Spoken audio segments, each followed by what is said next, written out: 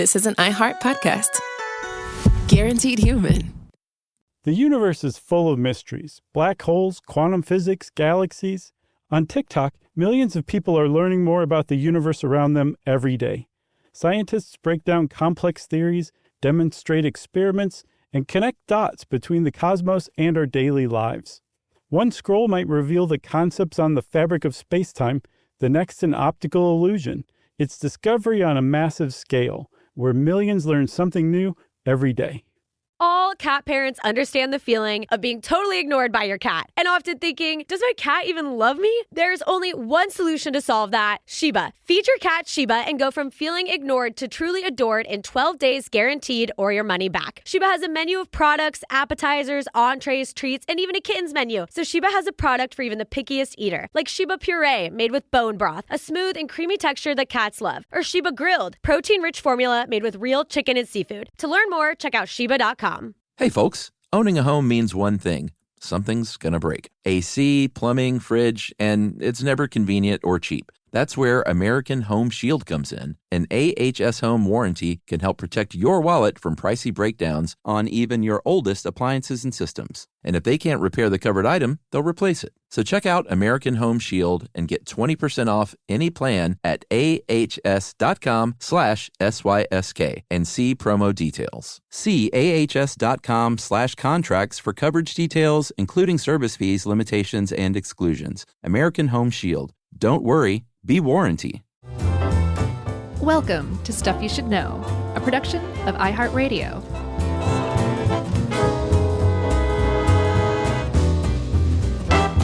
Hey, and welcome to the podcast. I'm Josh, and there's Chuck, and Jerry's here too, and this is Stuff You Should Know, the podcast. Oh, wow. Fancy. Yeah, I wanted to dress it up a little bit because it's our job, Chuck, to yank what could be a bone-dry, boring economics lesson from the maw of, well, boredom, shake it up a little bit by the collar, look it in the eye and say, you will not be boring today, and then do all that. All right. Okay, we can do it, Chuck. We're professionals. I'm glad you feel good about it. I do, and I'm going to make you feel good about it too. Because what we're talking about today is no mere typical economics. And we're famous for having trouble wrapping our heads around economics. This one can be that way too. We're talking about private equity today. We'll explain all about it. The reason it can be hard to wrap your head around is because it's so insanely unfair, the structure of it, that it just doesn't make sense. So you just kind of have to accept it on its face that this is actually how it is. Yeah. I would agree. It's nuts. So private equity, I guess we should probably start out with a little bit of a definition, Charles. It's an alternative investment vehicle. And essentially what it is it's a fund, a private fund. You have to basically be in the club to even invest in this, at least traditionally. They've kind of opened it up a little more. And private equity goes around and essentially either buys huge controlling interests in companies or just buys the companies outright.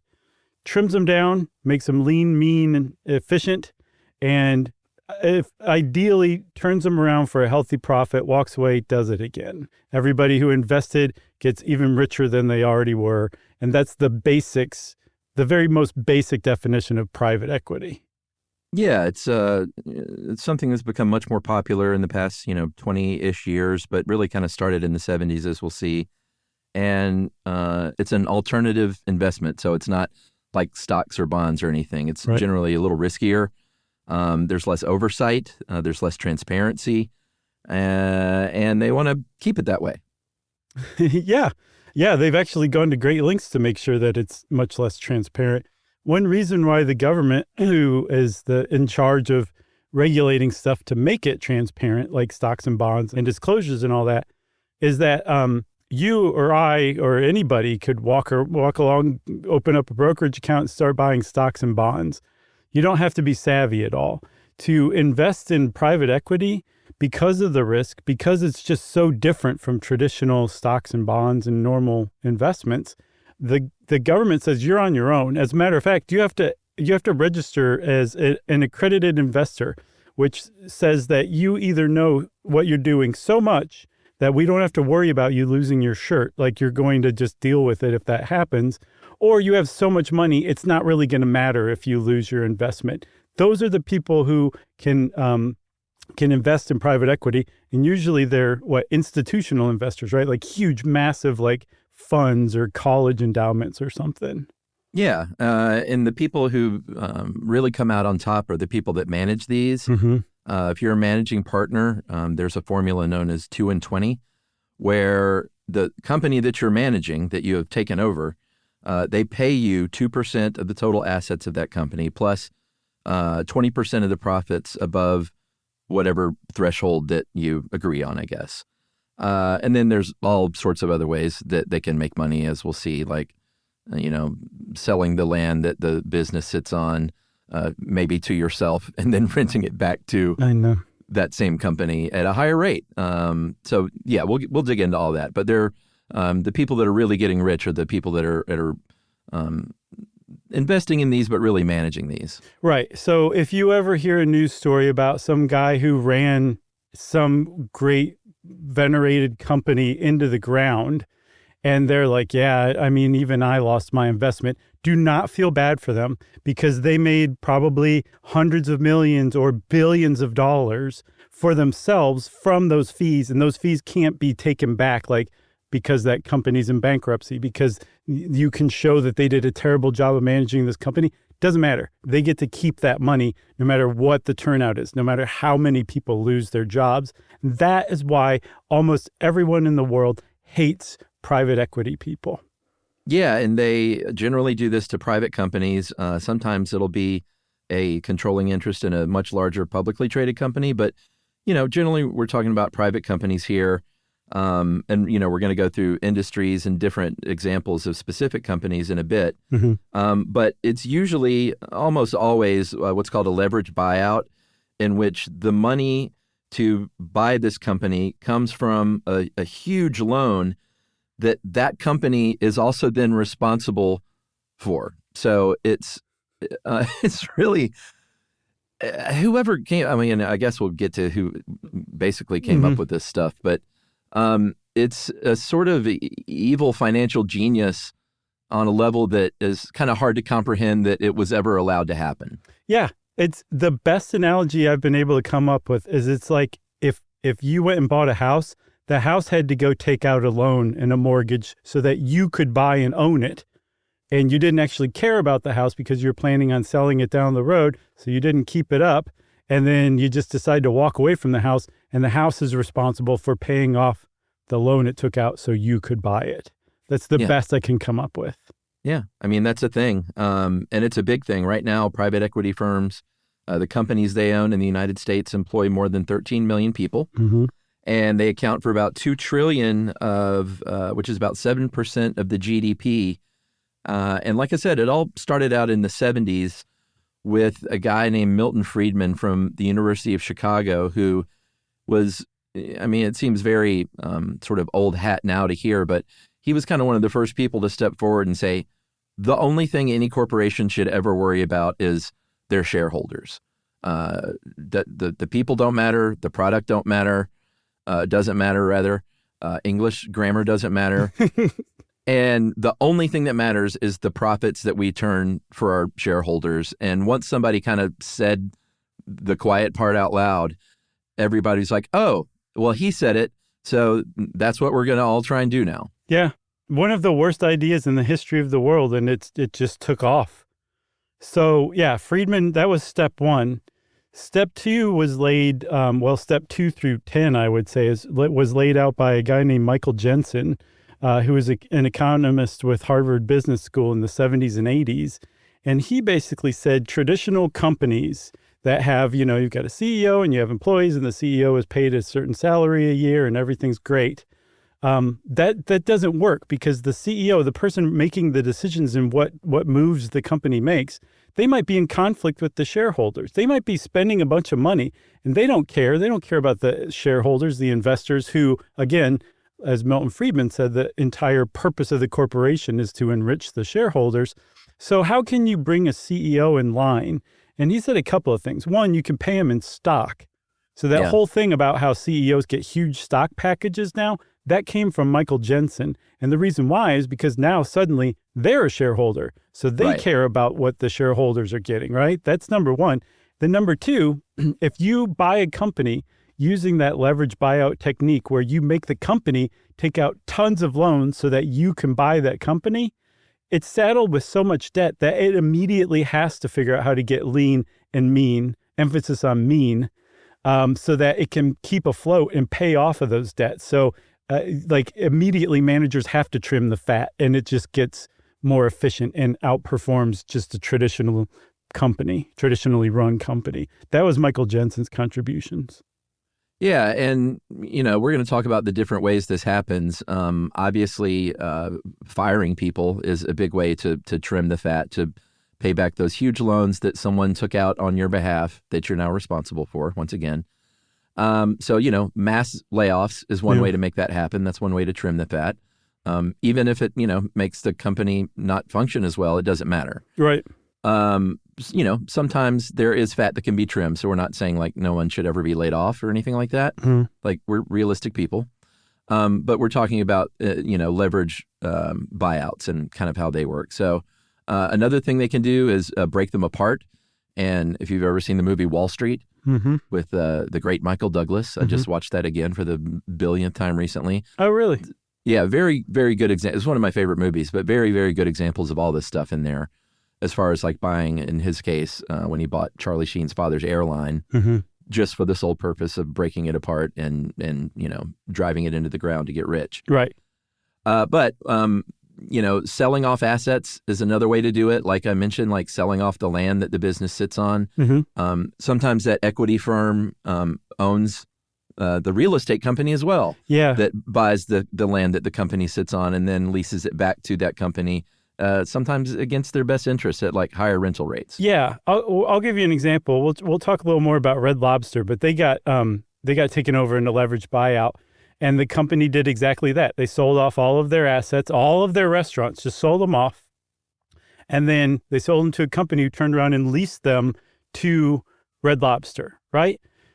The Red Lobster was paying an estimated $16 million a year for just a 1% property tax on its locations. All of them, $16 million.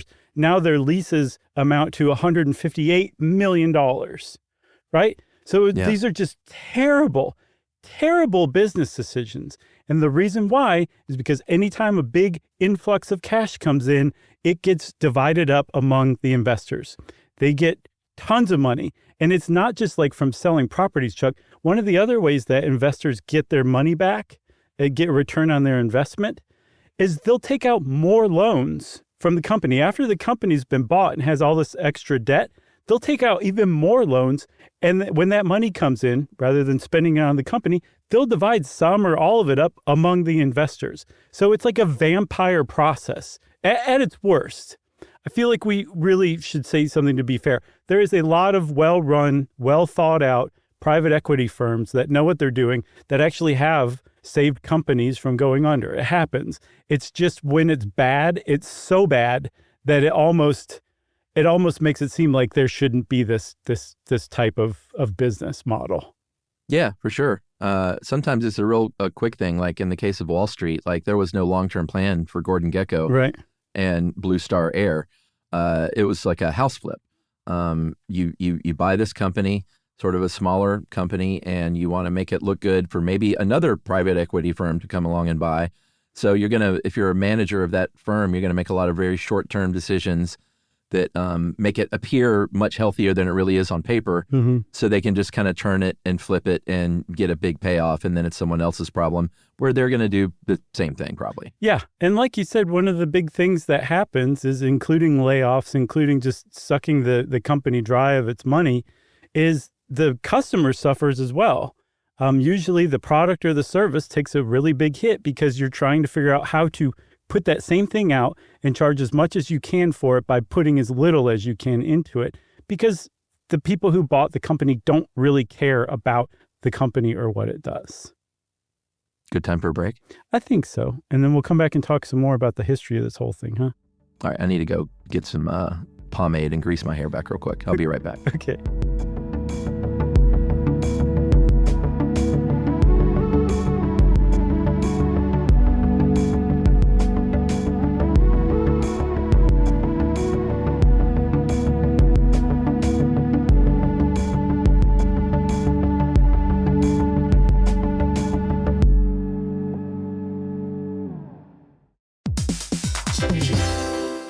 Hey, everybody, here's a fact for you. In the United States, there is a break-in every 26 seconds, and that means that somewhere right now, an intruder is getting closer. And the problem with most security systems is that they only alert you after the break-in has started, and that's too late. Well, that's what makes SimpliSafe different. They use alerts. SimpliSafe's US-based live agents, they identify threats on your property and help deter them before they actually break in. So the intruder never gets into your house. The crime is stopped before it even starts. That's right. And another great thing about SimpliSafe is they have no long-term contracts. They give you peace of mind and great value with their monitoring deterrence plans because they just start at about $1 a day. Yeah, SimpliSafe sent us a setup years back, and I still use mine every day. Yeah, and apparently setup, you can do it by yourself in under 30 minutes, so it's a really good value and it doesn't take long. So if you want to experience the SimpliSafe peace of mind, you can take advantage of the SimpliSafe discount offered to Stuff You Should Know listeners. Right now, you can get 50% off your new system by visiting simplisafe.com/stuff. That's half off at simplisafe.com/stuff. There's no safe like SimpliSafe. Geico presents a 30-second podcast between your podcast. Today's story is shared by one of our listeners. It's called Betrayed by Bill. It was in that moment I caught who was staring back at me in betrayal, or more like what? My insurance bill. With trembling hands, I grabbed my phone and switched to Geico, saving about $900 in the process, and never to be betrayed again. Now that was bloody riveting. It feels good when the story ends with savings. It feels good to Geico.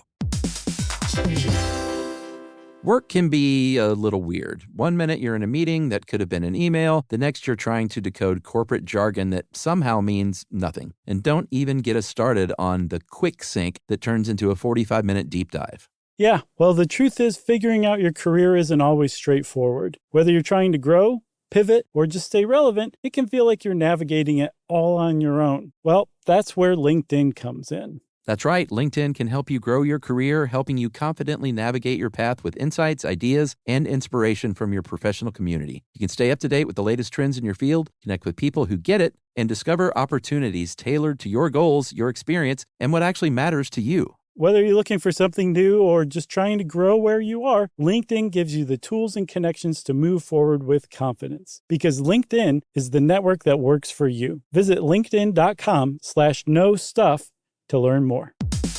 Stuff you should know.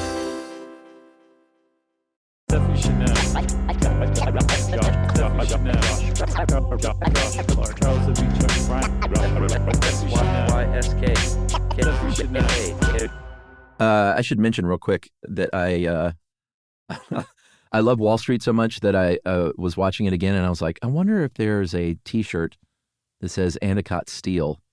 It's just one of the companies that one of the fictional companies that Oliver Stone wrote into the movie. Mm-hmm. And sure enough, there's an Endicott Steel T-shirt. I bought it. I love it. I hate the message of the movie and Gordon Gekko. I don't think he's the hero or anything like that. Right. But it's just a movie I've always loved, and now I got my Endicott Steel shirt. Just kind of as a movie crusher type. So when people see me that know that movie, they'll be like, "Oh, Wall Street." Right? No, I get it. Yeah. I used to have a sweatshirt that was like the print of Danny's sweater, the Apollo 11 sweater. I loved that thing. That was one of my more beloved pieces of clothing. I met the guy who owns that sweater. Oh, really? Tim Johnson? No, Lee Unkrich, I think is his name. He's a big animation guy. I think he did Coco and a bunch of other big cool. Animated films. And he was such a fan of The Shining that he bought that real sweater at auction. Good for him. I hope he's never tried it on because that's a tiny sweater. Well, he wasn't a big guy. It doesn't matter. That is still a very... Danny was not a... He was a tiny guy. Yeah. Should we talk about history? Yeah, I think we should, Chuck. So this whole thing is kind of newish, right? I mean, we usually associate with the 80s, and it's pretty accurate, but it goes back a little further. It's just the 80s are when it really took shape and got off the rails the first time. Yeah, for sure. The first leverage buyouts, though, came after World War II. There were some dudes from Bear Stearns, Jerome Kohlberg, Henry Krabbis with a K, and George Roberts. So they were KKR. They got together. They started, with this idea of leverage buyouts for small companies like, family-owned businesses. This was in the 1960s. And in the mid-'70s, they formed Kohlberg, Krabbis, and Roberts, the KKR business. And their first big success story for them, as far as making a ton of money doing one of these, was a machine tooling company, or a tool company rather, called, is that Houdale? Houdale, maybe? Houdat? Houdaille Industries. This was in 1979. They bought it for $380 million, of which they paid about $1 million. Once again, as we've already learned, the company was saddled with debt immediately, covering the remainder of that money. And they got a new CEO. They said, hey, we're going to pay you double what the previous CEO got, and we're going to start raking in these fees as the fund manager. Yeah. And so Houdale, which at the time of this purchase was doing really well, it had been around since I think the 19-teens. It was fat with cash. The employees were happy, and these guys just ran it into the ground and sucked as much money as they could out of it. And the what usually gets companies in this case is they're so saddled with debt that a recession comes along or things shift, like we go from brick and mortar stores to online, and they don't have the cash to keep up because they're spending too much of it, either giving it back to investors. Well, you can't even say back, just giving it away to investors, or keeping up with their interest payments on these loans that they eventually just sink and end up in bankruptcy, and their debt gets restructured. And if they're lucky, they can come back out of it and try the whole thing again. Yeah, for sure. About 10 years after that, one of the big ones, early ones, took place, such that they wrote a book about it and made a movie about it. If you've seen the movie Barbarians at the Gate with James Garner. I haven't. Have you? No. I've always wanted to. Hey, it's out there, buddy. Okay, that's not a Tom Wolfe book. I'm thinking of A Man in Full, aren't I? Yeah, I think so. I can't remember who wrote the book, but the book was called Barbarians at the Gate, The Fall of R.J.R. Nabisco, because it's about R.J.R. Nabisco, and there is no more R.J.R. Nabisco. No. There's R.J.R. and there's Nabisco, but that company ceased to exist after that leverage buyout. Yeah, and I think 2,000 people lost their jobs as the company was sold off in pieces, and then finally, like you said, the whole thing went down. And at the time, this is 1989, I think you said, 2,000 people losing their job because some corporate raiders came in and screwed up a good thing. That was enormous news, and that really kind of put a period on the end of what had become almost like the Wild West. Like, these people were, in some cases, like outlaw folk heroes who were just coming into corporates and taking everything. People getting laid off, and then they go off 50 times richer than they were and do the whole thing again, right? So they got a bad name in the 80s. And by the time the 90s rolled around, things got a little more legit, a little more structured. Some of the players involved got a little more, I don't know, it was more legitimate players than just some maverick guy who worked at Bear Stearns or, Goldman Sachs for a little while. And then additionally, some other firms whose names we know, because this stuff is just so nuts that it makes the news. Bain Capital was founded in the 80s. Blackstone, founded in the 80s. Carlyle Group, founded in the 80s. So the 80s were a big deal. The 90s, everybody kind of kept a low profile. And then the 2000s, a boom started to come back again. Yeah, a big boom.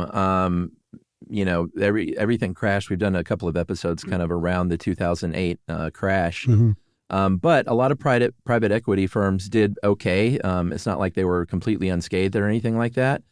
But they were better off than a lot of financial institutions after the crash. And after that, Congress was like, hey, maybe we should have some more, guardrails and reporting requirements on this private equity business, because that's a term that kind of just came around in the 21st century. Even though it was happening, private equity as a term came around, I think, in the early 2000s.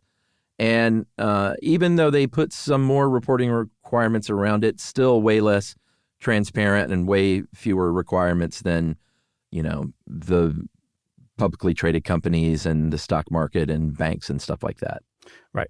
But there's been a real boom since that time. The number of companies publicly traded has dropped about half since 1996, where it was at its peak.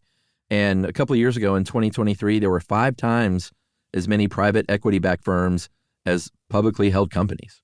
Yeah, because it's just you don't have to worry about the government meddling with your stuff. It's crazy. So some of these like deals make headlines, and usually when it makes headlines is because it's gotten so bad that the average person wants their blood to boil reading about it. So the news says, here, read this.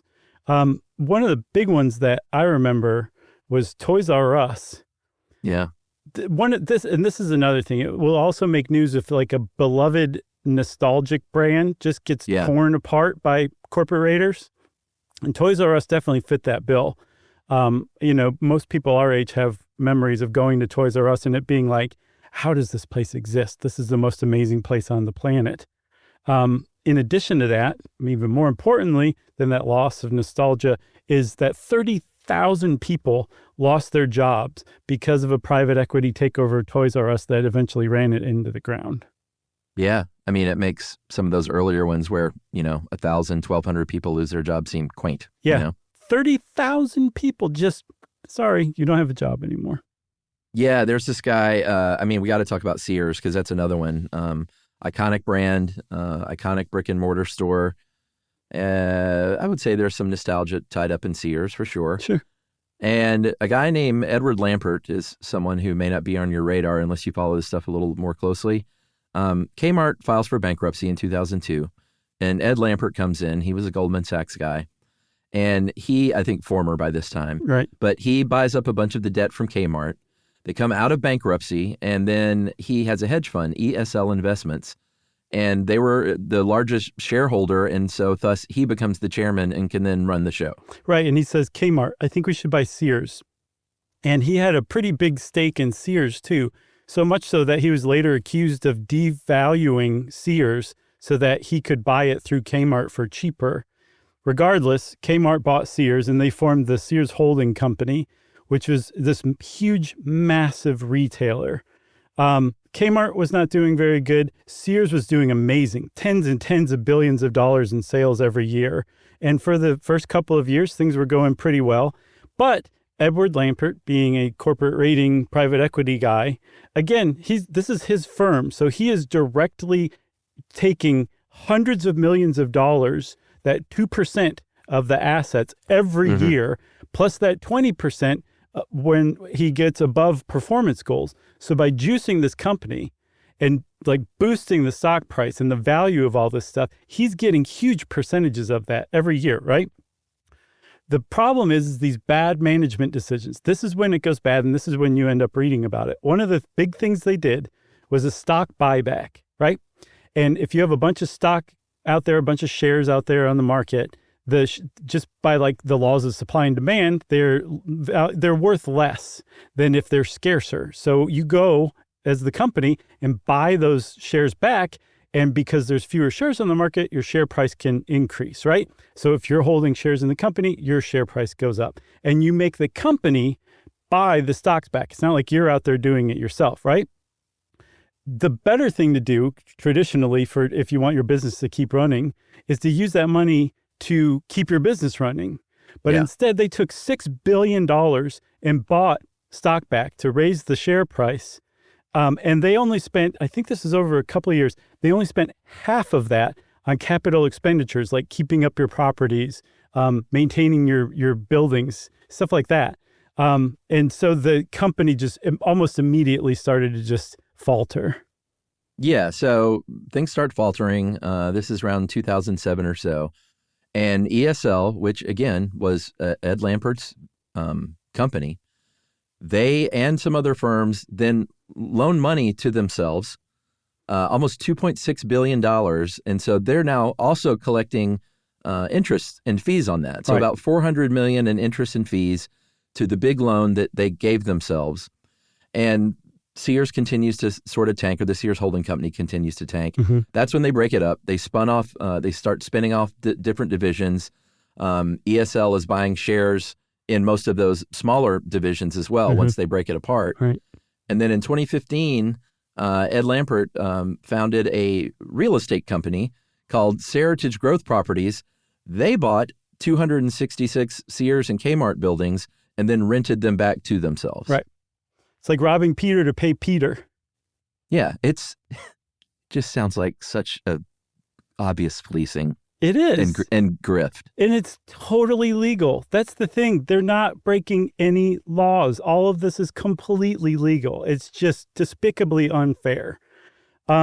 So obviously, after a fairly short time, 7 years, this company, Sears Holding, filed for bankruptcy. And again, bankruptcy doesn't mean like, oh, that's it, I'm out of money. It means like, hey, I can't pay my debts back.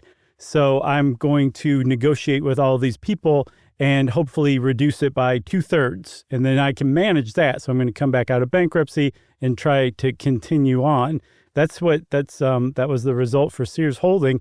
But part of this restructuring was that they started slashing costs. And the first thing you do to slash costs if you're a corporator is fire people. They closed stores, Chuck. They had 3,500 Sears and Kmart stores when those two companies merged. Okay? By 7 years later, they were down to 700, and today there's 8. 8. 80? 8. 800? 0, 8. Yeah, there's 8 of those left. It was, again, tens of thousands of jobs and $11 billion in unpaid debt to creditors. And Ed Lampert ends up making about making about $1.4 billion from managing that fund. Two things. I saw the Wall Street Journal estimated that under Lampert's watch of this, I think, 7 years, 200,000 people lost their jobs from Sears and Kmart. Yeah. That's got to be a record, man. And then also he was quoted as saying like, yeah, I'm really bummed about this whole thing. It was a real loss. It was a real opportunity cost for me, meaning he could have done this with a different company and maybe made out even better than he did. So you mentioned Red Lobster, and this was very much in the news. It feels like it was more recent. Well, I guess some of this stuff was a little more recent, but in 2014, Golden Gate Capital, a San Francisco company, bought Red Lobster, $2.1 billion. They said it was, quote, an exceptionally strong brand with an unparalleled market position.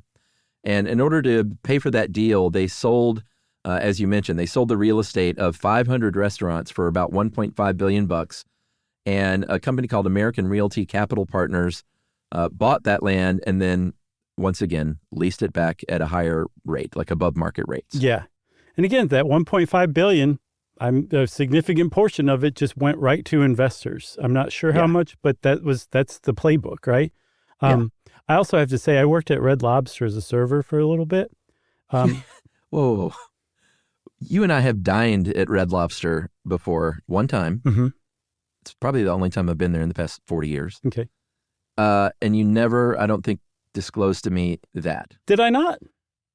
No, all you talked about was how much you love those, what are they, little cheesy biscuits? The Cheddar Bay biscuits. That is why I worked at Red Lobster, so I could be closer to them. It was only for a couple of weeks. So I was like, I got to stop eating these. I didn't know you ever waited tables at all. So the reason why I don't talk about that much is because I'm one of the worst servers of all time. Something happens to me between walking from, the kitchen to your table, and my personality just drops out of me somehow. And I forget stuff, and I'm just terrible. Like the kind of waiter where you're like, you ruined our dining experience. You're so bad. That was the kind of waiter I was. So I learned after probably 6 or 7 places to just stop trying to be a server. Yeah, you and Emily. Emily was waited tables for a very, very short time for similar reasons. Yeah, you have to be in the right kind of mindset to pull it off. It's not as easy as it looks, I found. Yeah, I was pretty good at it. I believe that. Also glad those days are behind me. Yeah, I think my retirement job is going to be stadium worker. I want to. I want to that before. I want to sell beer at Braves games. Let's hear what you got. Cold beer here. Cold beer here. That's pretty good. You gotta grow one of those walrus mustaches. 2 for 1, and they're like, well, you can't do that. You can't make deals. The one I always remember is popcorn, peanuts, caramel corn here. Is that at the You Braves? always got to finish it up with here. Yeah, that's how you get people's attention. So, oh yeah, back to Red Lobster. Yeah, I can smell the cheesy biscuits. They're so good, man. And their ranch dressing is world class as well. It's just unlike any other ranch. It's really good. Oh, all right. I'm glad that Red Lobster's still around, as far as I know. Despite all these different companies trying their best to run it into the ground, COVID definitely didn't help. Yeah. 2020 hit, COVID hit, and Red Lobster, which was already, this is what I was talking about, when a company is saddled with a bunch of debt and new costs, that's hard to keep up through rough times or changes, right? Same thing with Red Lobster. And I guess one of its seafood suppliers, Thai Union Group, stepped in and was like, hey, we'll buy Red Lobster. We have a really good idea. So this is their seafood supplier. They became the exclusive shrimp supplier to Red Lobster, the company that owned it, that now owned Red Lobster. And the CEO's like, you guys get this. You know, the endless shrimp promotion for $20? We're going to make it a permanent menu item, and we're going to sell them so much shrimp because we're their exclusive supplier of shrimp. Bam! And he said, bam, that's a quote. And they lost like $11 million in just 3 months of trying that because they grossly underestimated how much shrimp people would eat if there was no bottom to it. Yeah, I mean, if you're talking a, medium-sized shrimp, I can eat, if I'm really trying, 30 in a meal. Wow. That's a lot of shrimp, dude. Not the huge ones. No, but I know what you mean. I get it. If it's endless and it's all for a very set rate, and I'm, maybe trying to impress my date. Right. Surely not fried, though, right? You're just talking like peel and eat. Oh, that's more like 40. Oh, my God. You could eat 30 fried shrimp? I probably could not eat 40 peel and eat. I don't know if I could eat 40. I mean, if I'm not eating cheesy biscuits and French fries and coleslaw and stuff. No, you're being serious. Then I could probably eat 30 fried shrimp for sure. Okay. I'm going to be your date for that one. Well, I hope to impress you. Oh, what else? Oh, I've got one. One of the things that a lot of these companies do is they take over and buy a business that they just don't understand the business of, and that's how they run it into the ground. That'll happen a lot. We'll talk about that here or there. But there are some niche private equity firms that focus on specific kinds of businesses. They know what they're doing. And one of them is Rourke Capital. They're big on fast food industry. Yeah. And when you have a very powerful, wealthy firm like that that's zeroed in on the ups and downs of their particular industry, you have the kind of people who will lobby successfully to get the $15 federal minimum wage taken out of the stimulus package, which is exactly what Rourke Capital managed to do several years back. That's right. And if you're wondering, is that named after, Mr. Rourke from Fantasy Island? No, it's named, seriously, named for Howard Rourke, Ayn Rand hero, and do with that what you will. Yeah, from the Fountainhead. That's right. All right, I guess we could talk a little bit about newspapers and physical print media because, they have been in trouble anyway, so not all of the losses of the print media industry are due to private equity firms, but private equity ownership of newspapers rose from 5% in 2001 to 23% in 2019. And, there have been supposedly analyses done that show that ownership of print media by a private equity firm can improve circulation. But it also will lead to reduction in editorial staff, like massive cuts in staff, which means cuts in things like local government. And they've shown that results in a decline in participation in local elections. Oh, yeah. Like the loss of local government news reporting has had an enormous effect on the United States. It's just crazy. Like the cascading effect it had. We're going to do a whole episode on that right after this, okay? Great. We'll make it up as we go along. Great. Vice is another one. They were sitting pretty. I think they were worth almost $6 billion in 2017, got bought out. And by 2023, they were worth $350 million because it just got run into the ground. That's a good example of a company that didn't know what they were doing, buying a business that they didn't know anything about, and then they just made terrible decisions. For sure. I think we should take a second break, Okay. and we'll be back right after this.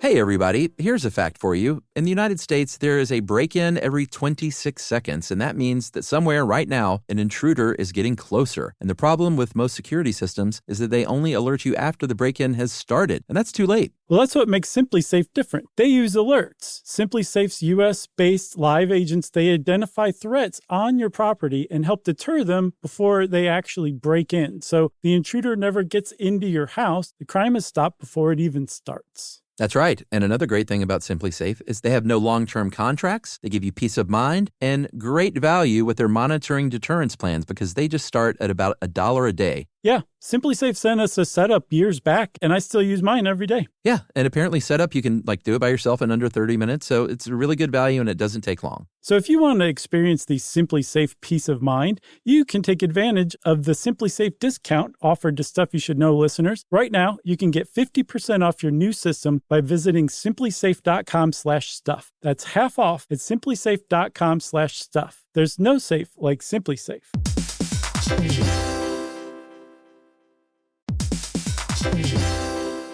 Work can be a little weird. One minute you're in a meeting that could have been an email. The next you're trying to decode corporate jargon that somehow means nothing. And don't even get us started on the quick sync that turns into a 45-minute deep dive. Yeah, well, the truth is figuring out your career isn't always straightforward. Whether you're trying to grow, pivot, or just stay relevant, it can feel like you're navigating it all on your own. Well, that's where LinkedIn comes in. That's right. LinkedIn can help you grow your career, helping you confidently navigate your path with insights, ideas, and inspiration from your professional community. You can stay up to date with the latest trends in your field, connect with people who get it, and discover opportunities tailored to your goals, your experience, and what actually matters to you. Whether you're looking for something new or just trying to grow where you are, LinkedIn gives you the tools and connections to move forward with confidence. Because LinkedIn is the network that works for you. Visit linkedin.com/knowstuff to learn more.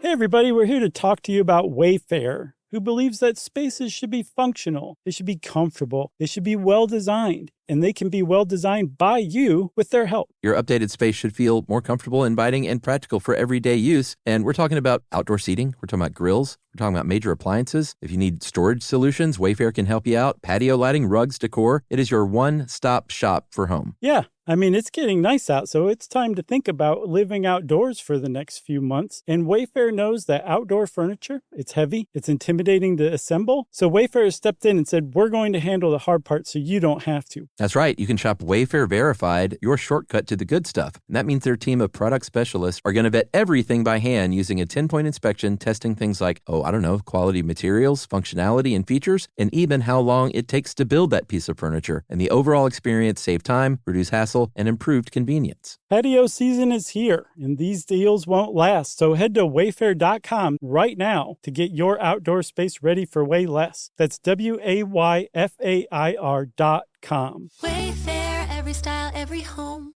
Stuff you should know. Stuff you should know. Charles W. Chuck Bryant. Stuff you should know.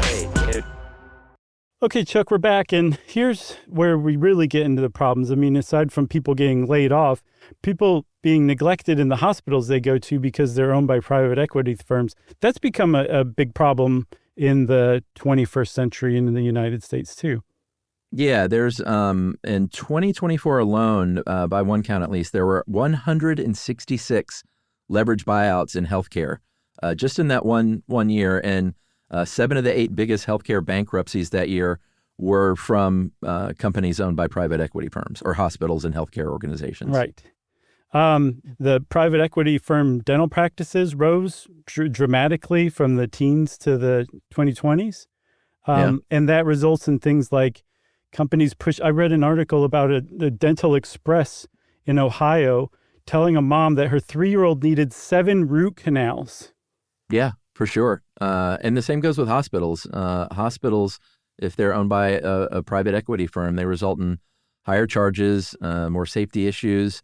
There's one study that said there was a 25% rise in hospital-acquired complications, like something you got while you were there. Right. And I think 38% more blood infections from IV ports. That's just from not having enough staff or inexperienced staff. It's just not good.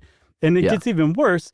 They're also into hospices, nursing homes, and it just follows the same pattern that you would expect. A study found that private equity ownership increases mortality rates by 11%, just because PE's cutting corners to save costs. So that's a huge, huge issue. I think that one needs regulation where it's like, you guys can't own healthcare stuff. That's just off limits for you. Yeah. I mean, anyone who's been through the trauma of a loved one and having to go to a nursing home in the past, I mean, I don't know when it was good, but we had to go through that with Emily's grandmother, and just the state of that industry is horrific. Yeah. It's the opposite of what it should be in almost every way. Yeah. And housing, too, is another big deal. I think Blackstone, which we mentioned, was founded back in the 80s. They're known as the United States' largest landlord. They own 300,000 units of rental housing in the U.S. as of 2023. And as you would expect, when private equity comes along, rents go up. The maintenance people are slower to respond because they've been laid off, and just things kind of go downhill rather than get better, like they're supposed to. That's the reason private equity is supposed to exist. It's supposed to take kind of slow lumbering companies that are in a position to do better than they are and make them do better. It's not supposed to make everything go downhill, but that's how it happens a lot. Yeah, I mean, sometimes it does happen for the better. Like one great example is Hilton, the hotel chain. There was a leverage buyout from Blackstone in 2007 of Hilton, and the Great Recession, hit. I guess it was like the next year in 2008, and obviously it's going to really affect the tourism industry. But they brought in a CEO from Blackstone, a guy named Christopher Nassetta, who actually made things better. He said, hey, let's invest in emerging markets. Let's invest in the future and like digital strategies like apps where you can check in and get your hotel key through an app and things like that. Just, instead of just shuttering things, like and actually reinvesting in the company. Right. And it turned out to be really, all these things were really popular moves. And Blackstone sold Hilton back to the public market after it had been yanked out of the public market. They sold it back in 2013 and sold out of their stake in 2018, made a ton of profit, $14 billion over 11 years. But the company itself, Hilton, was doing great and continues to do great. Yeah, they doubled the number of rooms today that they had in 2007 when Blackstone took over. So yeah, that's a big success story. It wasn't like a pump and dump. Hilton's still doing well, like you were saying. Burger King's another one too. They got bought by a Brazilian firm called 3G Capital, and they just made some really good moves in a lot of ways. Again, this is from an investor standpoint, not necessarily from the standpoint of the people at corporate who were laid off or anything like that. But as far as firms go, 3G made something like $28 billion over 14 years, and it had only invested $1 billion. So that's a pretty good return on investment. Private equity coming in. Why'd you do that? Oh, just because I know you hate it. You got me. So here's the thing. Alternative investments make a lot of money. We've seen that there's less oversight. So, one of the ways that they can make a lot of money is that they're just allowed to do things that you can't do in traditional sort of slow growth investments like stocks and bonds and things like that. Right. But you also mentioned earlier that like pension funds, like 401ks, are where a lot of this money comes from. And like, do you have a choice whether or not the 401k that you invest in ends up being a part of this thing? Yeah, I think you can also invest your 401k now, which for a long time was off limits because that's you, the non-accredited investor who doesn't know what they're doing with private equity. That was off limits, but now you can if you want. Although they say that's probably not a good idea unless you know what you're doing again. Well, 89% of public pension funds have some of their money in private equity. I think 13% average of 13% of their assets is the average. Sometimes more than 25%, but that's almost 90% of public pension funds. It's a lot. Yeah. And then I guess one of the other big things, so the reason why, another reason why people are like, this is so not right. All of that money that those people like Edward Lampert made that $1.4 billion by running a huge venerated company into the ground. He paid at most 20% on those profits. Even though it was personal income for him, he didn't pay the personal income tax of like 37%. Instead, he paid 20% in capital gains tax because the fees that he charged are treated like gains from an investment rather than personal income, even though anyone would call those fees personal income. So not only are the PE firms robbing companies for their own personal enrichment, getting people laid off, they're not even paying their full share of income taxes on it too. So not only are they robbing companies for their own personal enrichment, getting people laid off, they're not even paying their full share of income taxes on it too. Yeah, this is the kind of thing where in the movie version where this is first born as an idea, and the person is explaining it to like the people at dinner, they keep asking questions that start with, yeah, but what about, and then the answer always starts with, oh no, that's the best part. Right. Yeah, exactly. It just keeps going like that. Yeah. And they're like, no, but what about this? No, that's the best part. Yep. So there's a lot of best parts. And one of the guys finally puts his fork down and stands up, hits the table and goes, bam. That's right. But you were talking about the carried interest loophole, right? That's what it's called. Yeah, where your personal income is magically treated as returns on an investment and taxed at 20% rather than 37% or whatever. So if you make $100 million, you pay $17 million less taxes on that $100 million. And at that point, really, who cares anyway, right? Yeah. You would think. So that's private equity. I feel like we kind of showed our bias a little bit, but it's really tough not to be when you really dig into this stuff, you know? Yeah. I mean, it's not the sole cause of the housing crisis, but it's a major player. Yeah. And all the other crises that we're facing too, economically, and socially, and politically, and probably religiously too, if I gave it some real thought. Yeah, personally. Yep. Since Chuck said personally, I was waiting for it. I got you there because now we just unlocked listener mail. Hey guys, this is in response to a tangent that you went on during this Saturday's classic episode when Chuck was talking about arguing with his mother about who gets to pay for dinner. Mm-hmm. It reminded me of my grandmother, Sheila. She always likes to pay for her big family dinners and has engaged in tricks in the past. For a graduation dinner for my brother, my father knew what she was doing when she took her purse to the bathroom. So that's a good trick. I've done that before. Yeah. That wasn't her best trick, though, as even Josh mentioned that very trick. The best part, did you mention that? Yeah, I mentioned that. I remember that. Okay. I've done that for sure. Yeah. That's what you got to do. The best was when part of the family was in upstate New York for a triathlon. Sheila wasn't even there. She lives in Massachusetts. The bill came when dinner was over.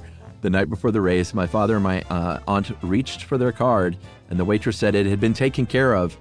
All the adults looked in accusation at each other, and there was a long silence, and at the exact same moment, they all threw up their hands, crying, Sheila! And all the way over in Massachusetts, Sheila went, bam! That's right. My aunt had made the mistake of telling Sheila on the phone that where we were going to have dinner, and our grandmother called the restaurant and gave her the credit card number. Beautiful. Thanks for all the pods. That is from James. James, that's wonderful. Sheila sounds great. I just hope she tips well. Oh, good point, Chuck. Nicely done. If you want to be like James, thank you, by the way, James. That was a great email. You can send us an email, too. Send it off to stuffpodcast@iheartradio.com. Stuff You Should Know is a production of iHeartRadio. For more podcasts from iHeartRadio, visit the iHeartRadio app, Apple Podcasts, or wherever you listen to your favorite shows.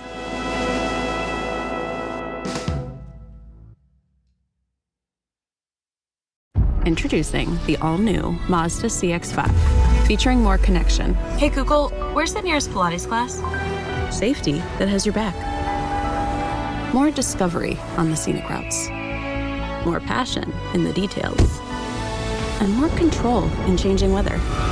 The all-new Mazda CX-5. More to move every side of you. See it in 5 films at MazdaUSA.com/5sides. Google is a trademark of Google LLC. Sequences shortened and simulated. When it comes to small business, people want to talk to people, not bots, not voicemail. Your customers or clients want a real human connection. And that's exactly what they get with Ruby. Ruby is the virtual receptionist company that takes care of your callers when you're unavailable, in the middle of something, or just don't want to pick up. They can answer, screen, and transfer calls, as well as take messages, collect payments, book appointments, and more. All while saving you time and making the people you serve feel special. It's available 24/7, 365 days a year, and is 100% based in the U.S. See how it works at ruby.com, or better yet, give them a call at 844-900-RUBY. Geico presents a 30-second podcast between your podcast. Today's story is shared by one of our listeners. It's called Betrayed by Bill. It was in that moment I caught who was staring back at me in betrayal, or more like what?